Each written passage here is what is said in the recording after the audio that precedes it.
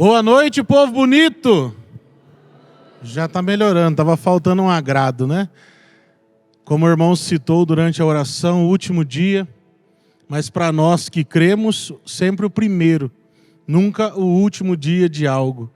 E principalmente quando se trata de batalha e daquilo que o Senhor proporcionou a vivermos. E é com muita alegria que eu estou aqui essa noite.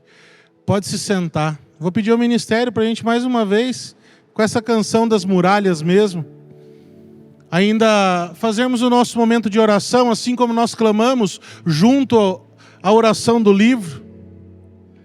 Mas eu quero convidar você a ser ainda mais espontâneo nas tuas orações. Posso dizer que eu tenho vivido aí alguns meses de muita graça diante de Deus.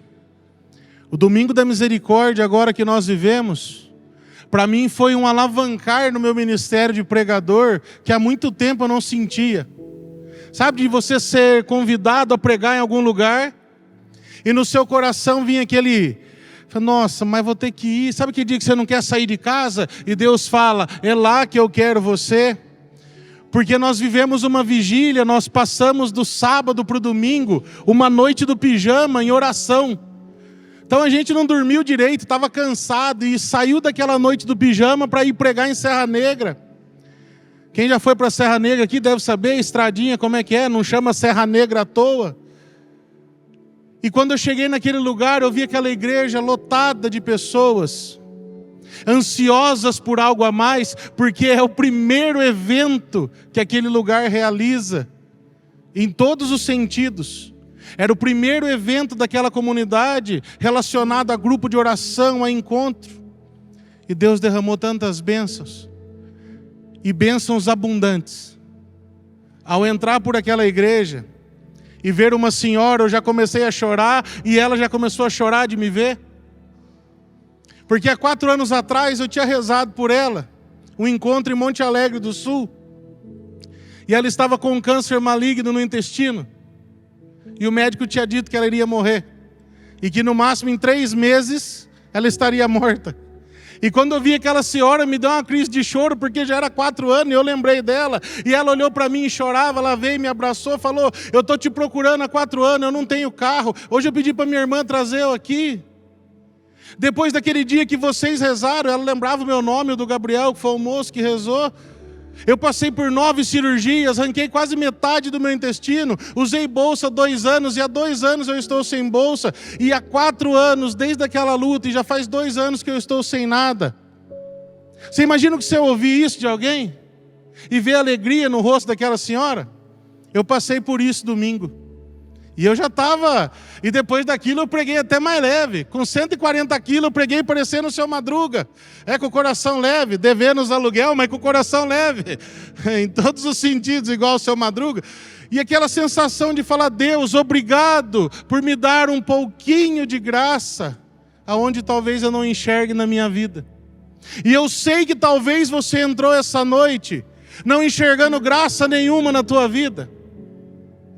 Mas eu sei que ela é repleta de graça. A frase do início do irmão, eu não sei o nome dele, que estava orando. Como que ele chama? Eber. Ele iniciou dizendo, muitos queriam estar aqui, mas não acordaram.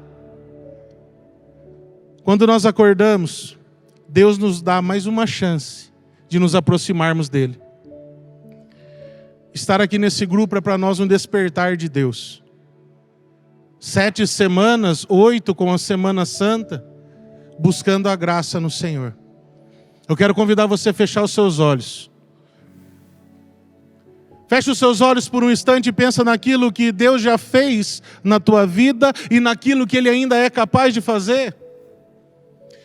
Meu irmão, não estou falando de um Deus que brinca com os nossos sentimentos. Eu estou falando de um Deus que quer nos ver nos céus. Um Deus que deseja que o nosso coração esteja ligado ao dele. Um Deus que deseja que estejamos permanentes com ele. Diante de tudo aquilo que você já rezou, diante daquilo que você já apresentou, pede ao Senhor agora para que te dê fé suficiente. Pede ao Senhor para que te dê força suficiente. Pede ao Senhor para que aqueça o teu coração para suportar tudo aquilo que ainda está por vir. Quando nós cantamos, nós falamos dessa seguinte forma: se o nosso clamor, se a nossa oração chegar aos céus, as muralhas cairão. Deixa que o teu clamor chegue ao coração de Deus, mas primeiro você precisa identificar o que tem te afastado desse Deus. O que tem te afastado dessa graça de estar em Deus. Nós conhecemos os nossos erros, conhecemos os nossos pecados, conhecemos as nossas falhas. E muitas vezes Deus nos mostra e nós fingimos não ver. Vai jogando elas fora agora. Diga: Senhor, eu não quero mais viver nesse erro que eu estava vivendo. Eu quero, Senhor, fugir desse pecado, Pai, para experimentar as quedas das muralhas que se levantaram e algumas que eu mesmo ergui, obstáculos que eu mesmo coloquei, Senhor, para que elas caiam por terra. Vem, Senhor, ao nosso encontro nessa noite. Derrama o Teu Espírito Santo sobre este lugar. Vem, Espírito de Deus. Oh, elabandala surie, shuriela candala suriela mba. Oh, rialarande, surie candalarala. Se você ora na linguagem do Espírito Santo, deixa fluir um cântico, deixa fluir uma oração nova. Vai rasgando o teu coração a Deus.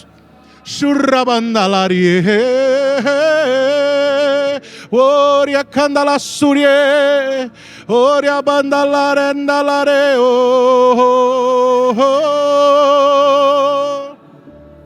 ela candala surie, una labandorie,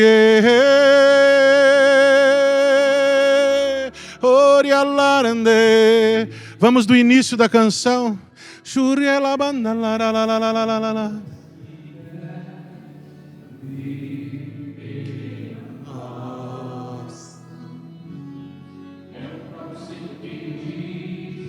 Pedis, recebereis.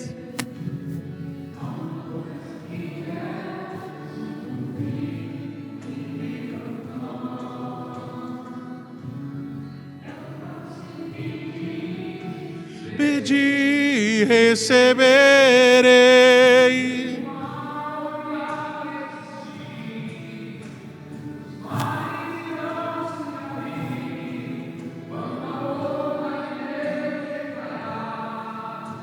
Milagres neste lugar.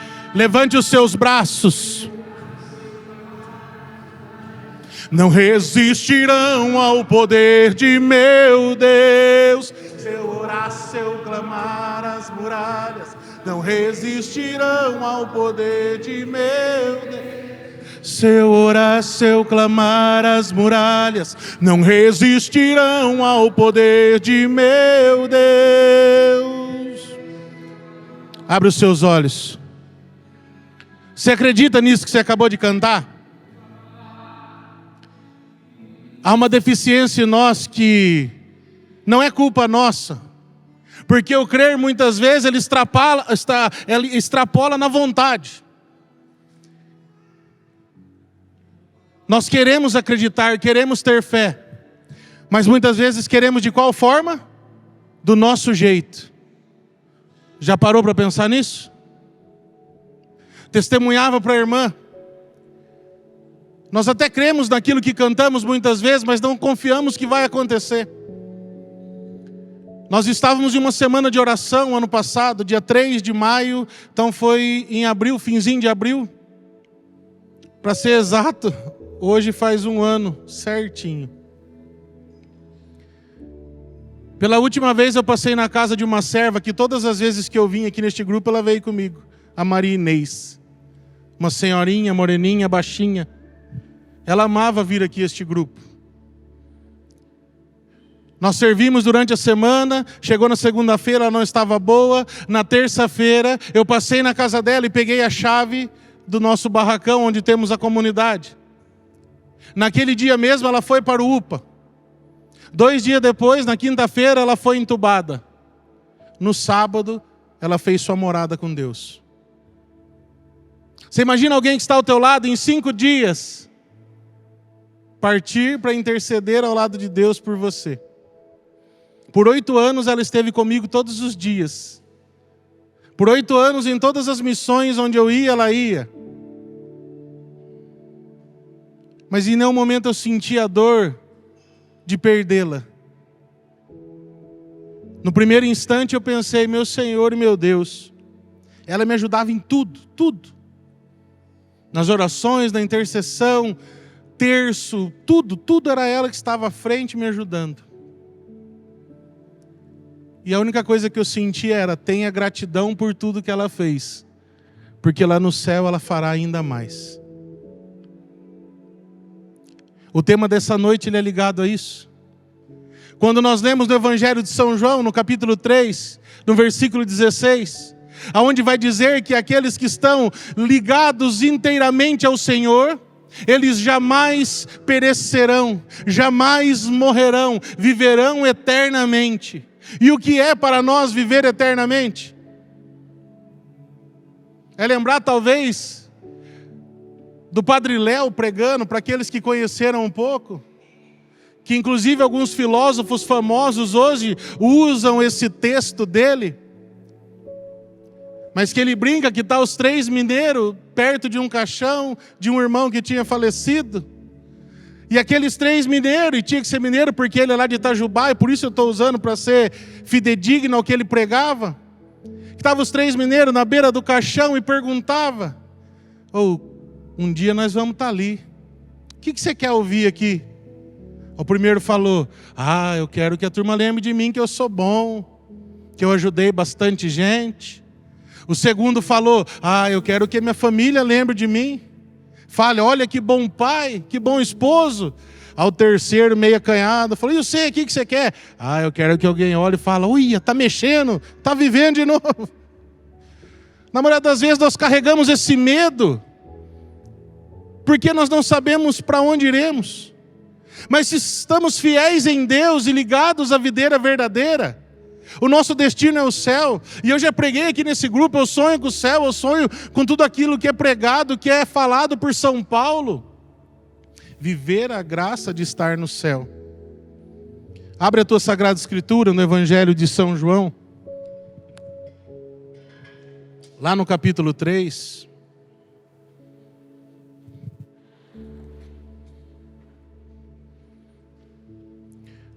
Pode ir direto no versículo 16.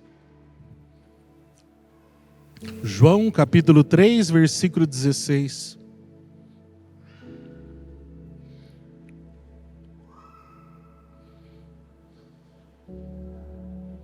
Se você tiver condição de grifar isso na tua Sagrada Escritura, marca a data de hoje. Coloca o dia qual estamos, 27 de abril de 2022, se ainda não tiver grifado ou marcado.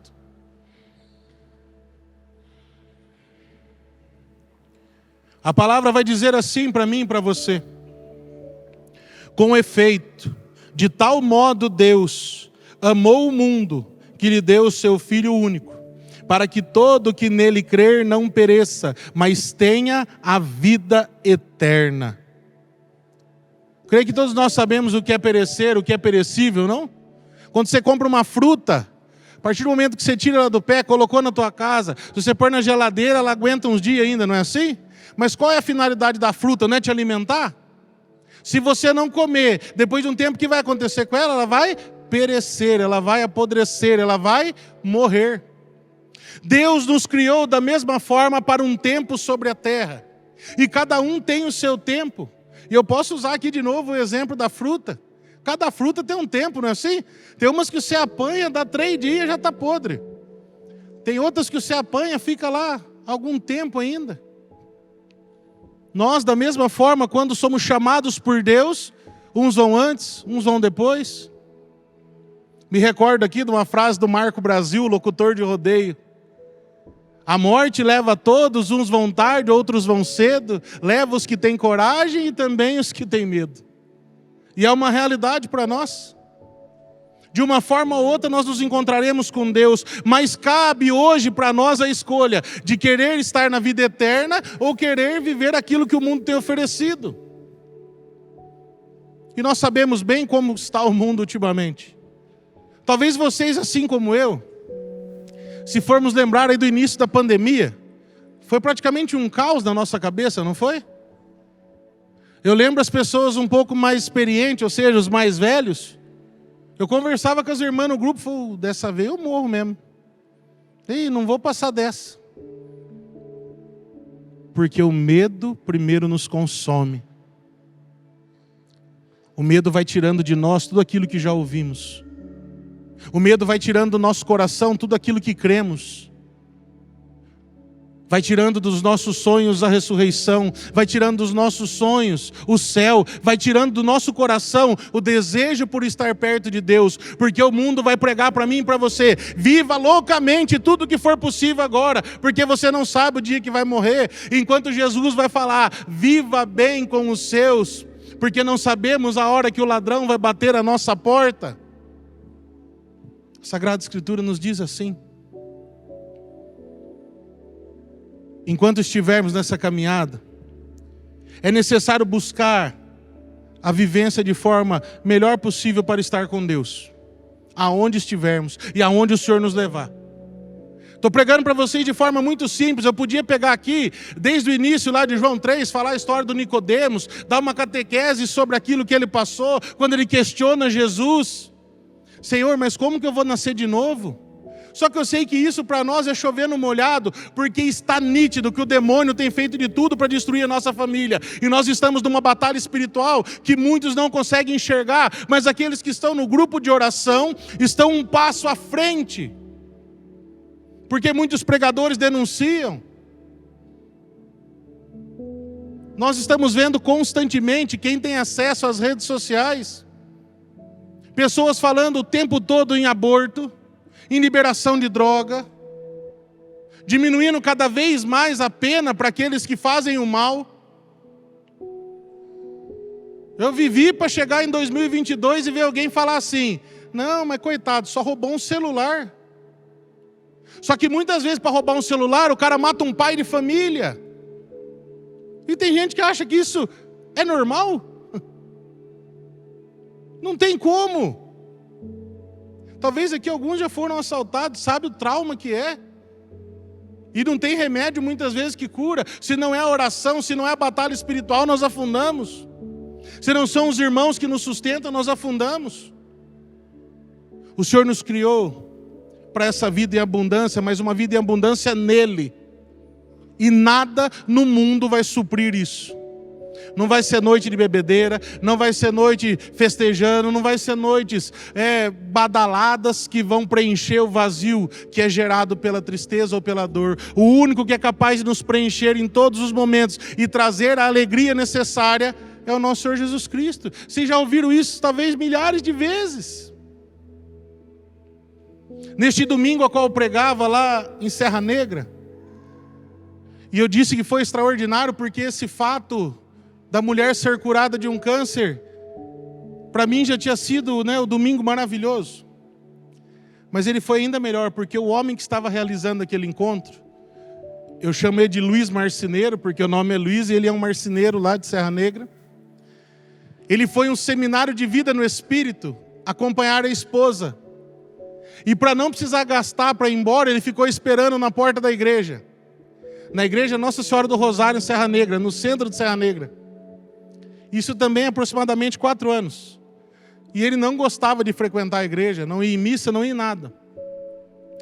E aquela noite tinha uma irmã tocando, por sinal, maravilhosamente bem, sozinha, com seu violão, sem caixa de som, sem nada. E ele disse que a música atraiu ele para dentro da igreja. E ele sentou no último banco. Então estava todo mundo na frente, a igreja lá é grande, e ele ficou quietinho no último banco.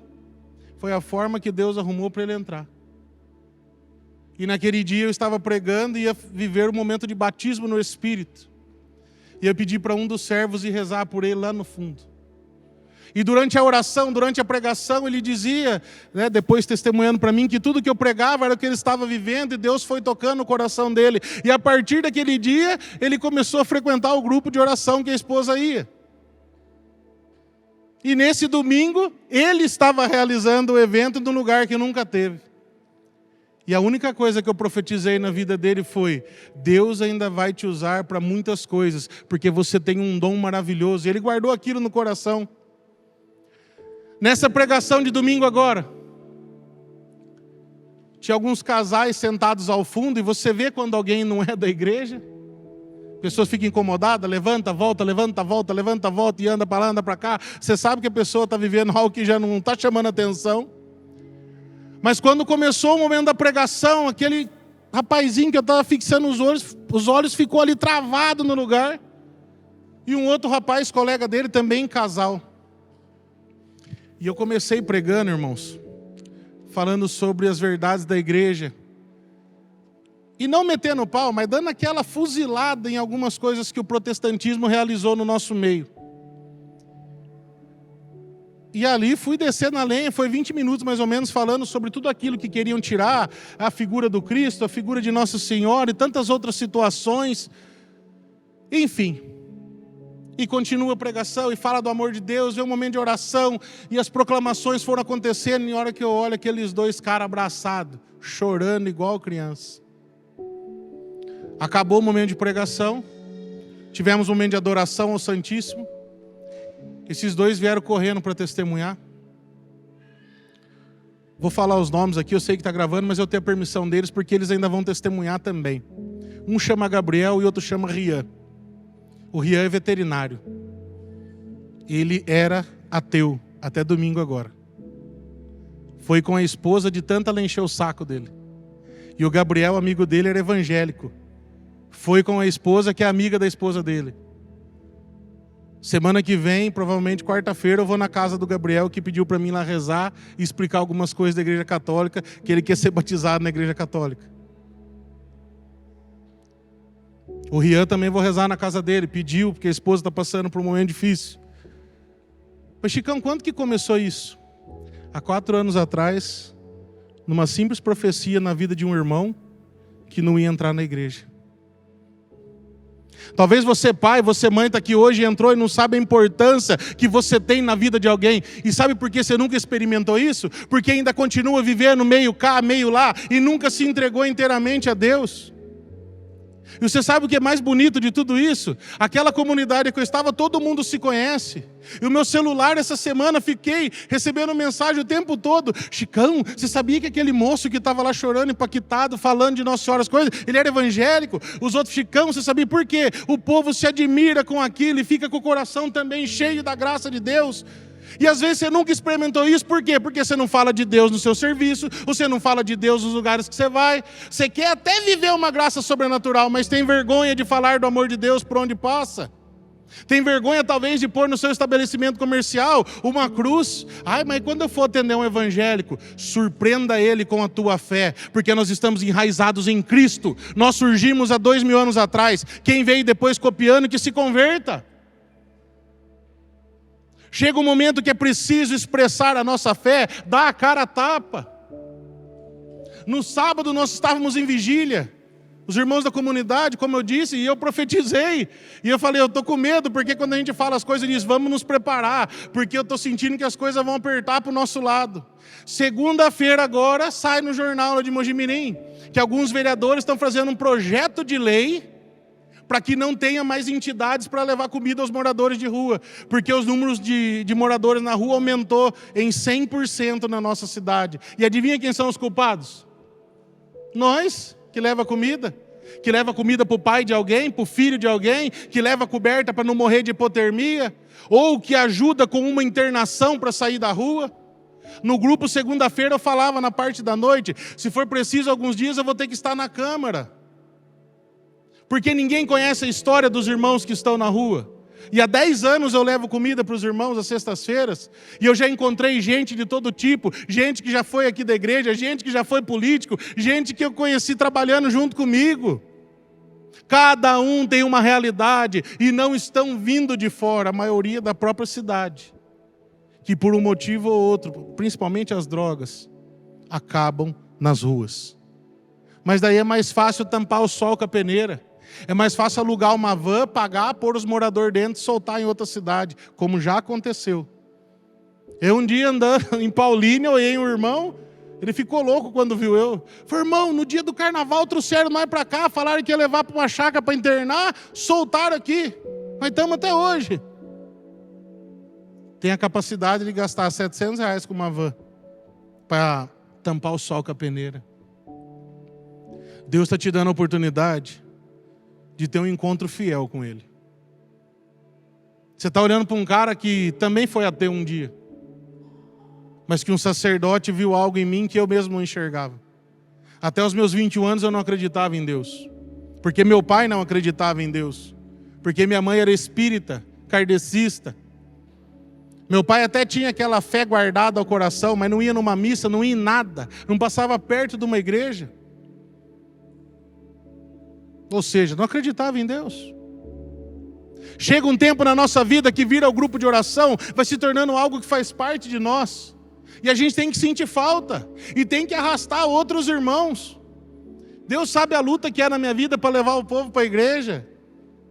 Mas eu não desisto, porque eu sei o quanto isso vale a pena. Irmãos, e eu vou ser sincero, não tem como pregar essa noite e não falar disso. Mas passa um filme na minha cabeça, olhando ali, naquele banco mais ou menos, e vem a imagem do seu Wilson e o testemunho dele. Você quer um testemunho de um marido mais forte do que esse?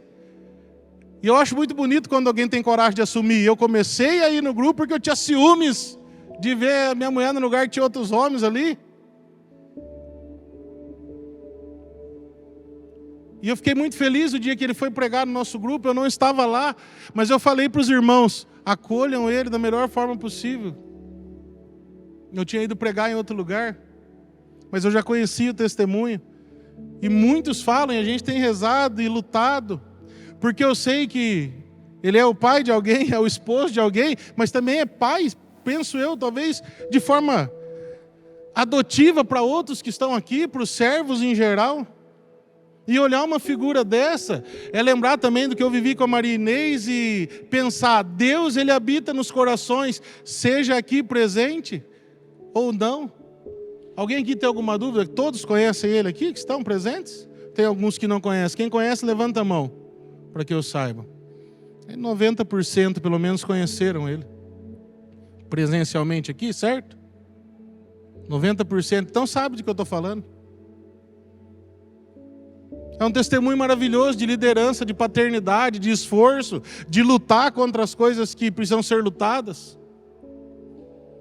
E hoje na nossa oração com certeza rezaremos por isso também. E eu vou ser ousado na minha oração, então desde já peço desculpa talvez por aqueles que se escandalizam. Mas quando eu sinto algo no coração e vem da forma que está vindo, a gente tem que rezar. Foi da mesma forma quando um dos servos pediu algo para nós na fraternidade, daqui a pouquinho eu vou partilhar sobre isso. Eu quero convidar você por um instante, fechar os seus olhos, inclinar a sua cabeça. Faça esse momento de se retrair um pouco em Deus. Talvez hoje Deus está olhando para você e dizendo, é preciso nascer de novo. E você, assim como Nicodemos, está se perguntando, mas como eu vou fazer isso? Eu já tenho 60, eu já tenho 50, eu já tenho 30 anos. O Senhor está olhando para você e falando, filho, pelo amor do meu próprio nome, é preciso renascer. Gente, nós estamos num combate desleal. Nós estamos num combate onde existe uma mídia satânica que leva a prostituição para dentro das nossas casas. Desenhos que levam homossexualismo para dentro dos nossos lares.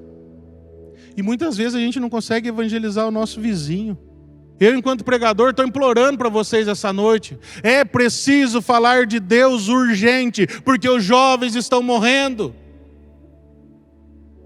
Cada vez mais cedo. Acidentes de carro, alcoolismo, overdose. Aonde estivermos é preciso falar de Deus. Eu sei por onde eu passei, a treva que eu caminhei. E E eu sei o quanto é bom andar na luz. Deixa vir o teu coração agora. Por quem você quer rezar? Deixa vir ao teu coração agora alguém que você sabe que está precisando da tua oração.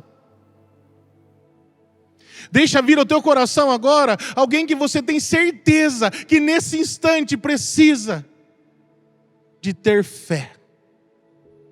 Uma mãe que luta com o filho que é drogado, luta pela vida dele. Pais que lutam pelo filho que é enfermo. Filhos que lutam pelos pais que estão se separando.